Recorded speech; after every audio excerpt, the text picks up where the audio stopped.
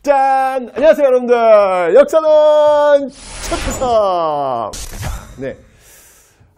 저 이제 문화파트로 이제 들어왔습니다, 여러분들. 근데 저는 문화파트 오면 이렇게 좀 제 인생과도 관련된 곳이라서 문화파트에 들어오면 제가 좀 여러분들한테 좀 제 개인적인 이야기를 좀 해드릴까 합니다. 예, 문화 쪽은 좀 이렇게 저랑 인연이 있거든요. 제가 사실은 사학과를 들어갔는데 맨 처음에 사학과를 들어갔을 땐 좀 사실 적응이 안 됐어요. 왜냐면 제가 이게 또 소위 그 범생인 출신이라서 학교에서 배운 거 그대로 이렇게 열심히 공부하는 그런 친구였기 때문에 학교에 들어갔는데 와 진짜 이제까지 제가 배우지 못했던 막 그런 내용들을 막 공부하고 있는 거예요. 깜짝 놀랐어요. 제가 진짜 너무너무 놀랐습니다. 왜 이래 좀 적응이 안 돼가지고 그냥 저는 중앙도서관에서 콕 박혀가지고 사학과가 영어 공부만 했던 그런 기억이 나는데 제 인생에서 그 반전이 됐던 곳이 어디였냐면 바로 사학과의 답사부라는 곳을 제가 들게 돼요. 다른 학회는 너무 무서워서 못 들겠더라고요. 저랑은 안 맞는 것 같아요. 그래서 답사부에 들었는데 답사부는 사실 뭐 저 들고 싶어 든 건 아니었고요. 좀 돈이 많이 들겠더라고요. 여기 돌아다니니까 돈이 좀 이렇게 넉넉하지 않아가지고 돈 드는 건 조금 약간 제가 좀 고민됐거든요. 근데 어쨌든 일단 뭐 하나 적은둬야 될 것 같아가지고 그렇지 않으면 뭐 영원히 학교 못 다닐 것 같더라고요. 그래서 어디 하나 적은둬야지라고 해서 제가 들어갔던 곳이 바로 사학과 답사부입니다. 답사부에 들어갔는데요. 이야 정말 다른 세상이 펼쳐지는 거예요. 특히 문화와 관련된 저는 사실 문화에 관심 하나도 없어요. 나는 이 학교 다닐 때 고등학교 다닐 때 문화 파트만 들어가면 정말 짜증이 났어요. 왜? 맨날 외워야 돼. 뭐 연가 7년면 금동열에 입사 기억나요? 기억 하나도 안 나. 그걸 외우래. 이걸 왜 외우는지 모르겠어. 너무 짜증이 났었는데 근데 이제 사학과 답사부에 가가지고 제가 진짜 왜 그 옛날 그 심청전에 신봉사 눈 떴다 뭐 이런 그런 구절이 있잖아요. 그런 것처럼 제가 완전히 눈이 팍 떠가지고 정말 이 문화의 어떤 그 매력에 푹 빠졌던 그런 기억이 납니다. 그래서 제가 특히 이 문화 파트는 할 얘기가 너무 많아요. 너무 많아요. 시간은 좀 적고 어쨌거나 제가 이 문화 파트마다 재밌는 저의 이야기를 들려드릴 테니까 기대하시고 문화 파트 오프닝 기대하시기 바랍니다.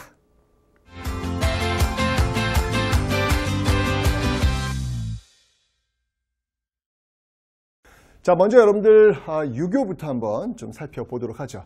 자, 이건 여러분들 복습한다고 생각하시면 돼요. 배웠던 내용 다시 배우는 겁니다. 자, 먼저 고구려의 유교인데요. 자, 고구려 같은 경우는 여러분들 그 중앙에서는요, 어떤 교육기관이 있었냐면 중앙에서는 우리 배웠죠, 여러분들? 네, 바로 개혁군주 소수림 왕에 의해서 세워진 태학이 있다라고 제가 설명을 드렸습니다. 소수림 왕에 의해서 일종의 대학교라고 보시면 돼요. 네, 대학교라고 보시면 됩니다. 태학이 있었다. 근데 지방에도 여러분들 뭐 중앙만 교육을 시킬 수 없잖아요. 지방도 교육을 시켜야 되는데 자, 이 지방교육은 어디서 담당을 했냐면 지방교육은 경당이라는 곳에서 담당을 했습니다. 경당이라는 곳에서 담당을 했는데 특히 경당 같은 경우에는 그 장수왕의 평양천도와 관련이 있어요. 예, 장수왕의 평양천도, 즉 평양천도 이후에 세워진 지방교육기관이다 라고 보시면 되겠습니다. 근데 이 경당에 어떤 특징이 있어요. 그 특징이 뭐냐면 이 경당은요 가르치는 이 문뿐만 아니라 학문을 가르치는 것뿐만 아니라 그리고 무도 가르치는 무술도 가르치는 그런 모습들. 고구려인들이 좀 싸움을 잘하시잖아요. 그죠? 그분들이 싸움을 잘하는 이유가 바로 이렇게 학교에서 무술 연습, 싸움 연습 이런 것들을 했기 때문에 아마 그 실제로도 강한 게 아닐까라는 그런 생각이 듭니다. 그래서 경당에서는 바로 이렇게 문과 무를 겸비한 이런 교육을 시키고 있었다라는 것을 기억해 놓으시면 되겠습니다. 됐죠? 자, 백제도 역시 교육기관이 분명히 있었을 텐데 기록이 없네? 기록이 없어요. 하지만 뭐 여러분 백제는 뭐 문화 강국으로서 뭐 워낙 유명한 그런 나라잖아요. 그런 근거를 볼 수 있는 근거, 유학의 어떤 발달, 문학의 발달, 어떤 그 학문의 발달을 알 수 있는 근거가 뭐가 있을까를 살펴봤더니 일단 뭐니 해도 백제 같은 경우는 여러분들 이 박사라고 하는 호칭이 있어요. 박사.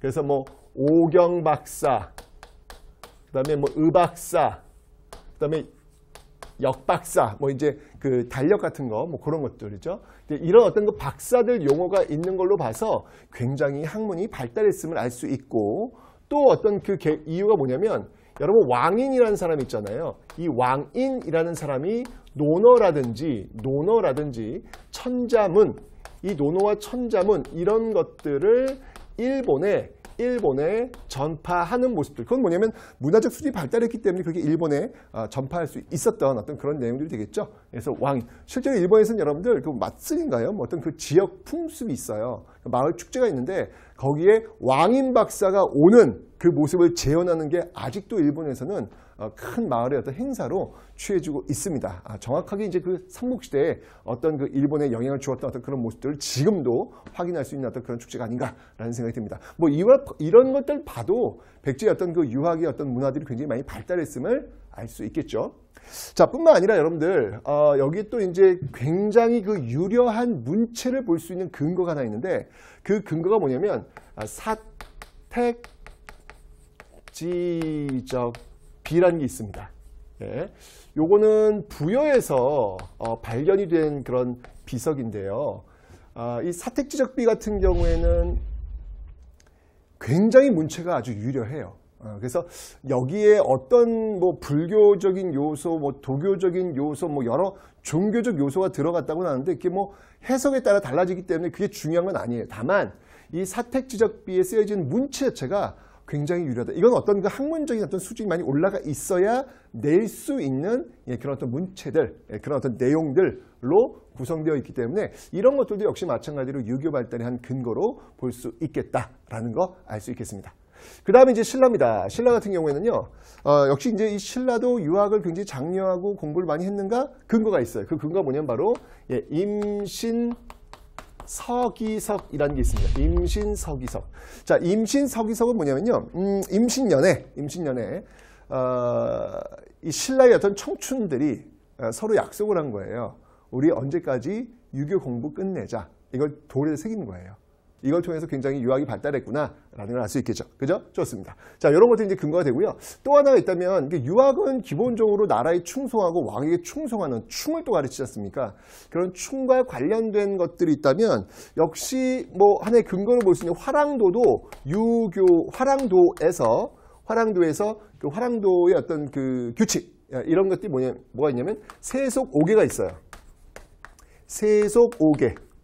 5개의 지켜야 될 그 규율이라는 것이죠. 이거는 이제 원광법사에 의해서 만들어진 건데, 이런 내용들을 잘 보면 역시 뭐 임전무태라든지 나라에 충성하는 어떤 그런 모습들, 이런 것들이 다 유교에서 영향을 받은 그런 모습들이다라는 것을 여러분들이 유추할 수 있겠습니다. 됐죠? 이게 삼국이 굉장히 유학을 장려하고 발달시키는 모습들. 왜? 삼국시대는 고대국가의 기틀, 왕권의 강화, 이런 것들을 원했기 때문에 바로 당연히 자연스럽게 유학은 발달될 수밖에 없겠다라는 것을 여러분들이 유추하시면 되겠습니다. 됐죠?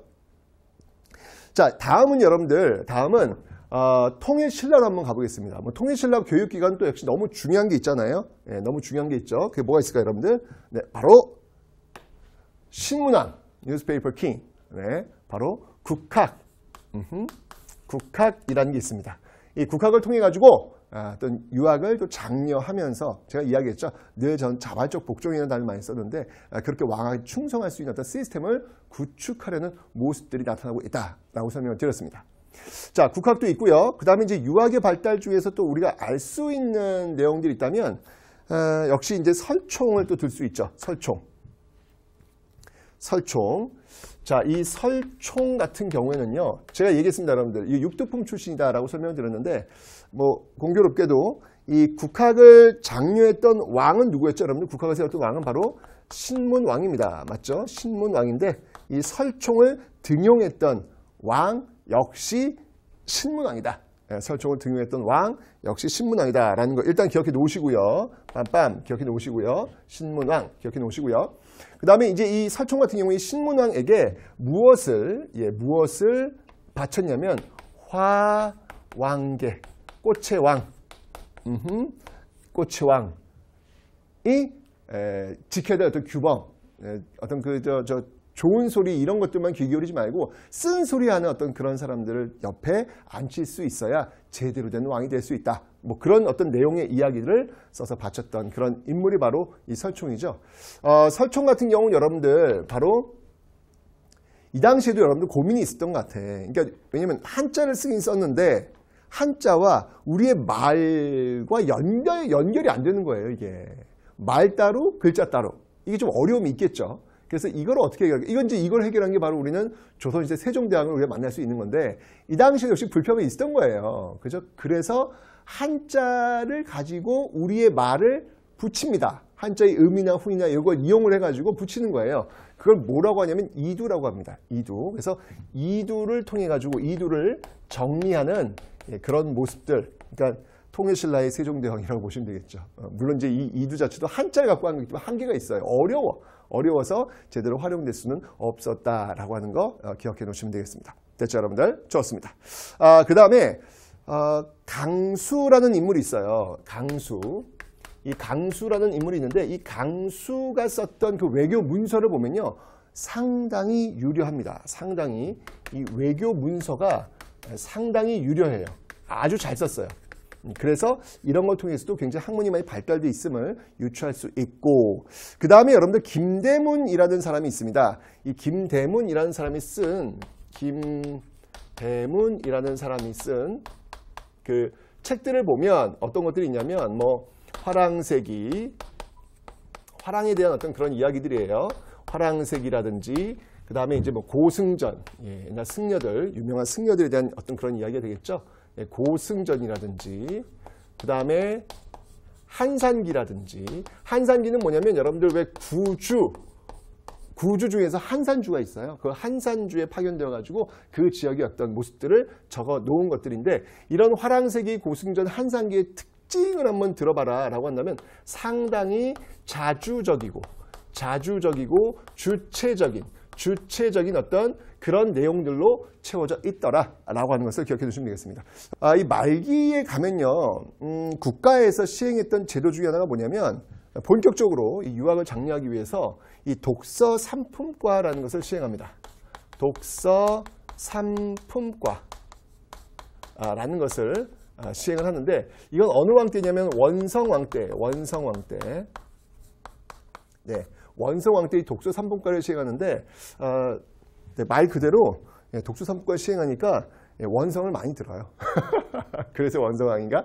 네, 원성을 많이 들어요. 왜냐하면 여러분이 독서 삼품과는 뭐냐면 말 그대로 책을 읽힌 다음에 그걸 시험을 봐서 품계를 나누는 거예요. 그러니까 쉽게 얘기하면 과거 시험의 전신이 바로 이 독서 삼품과다라고 보면 되는데 자 보세요.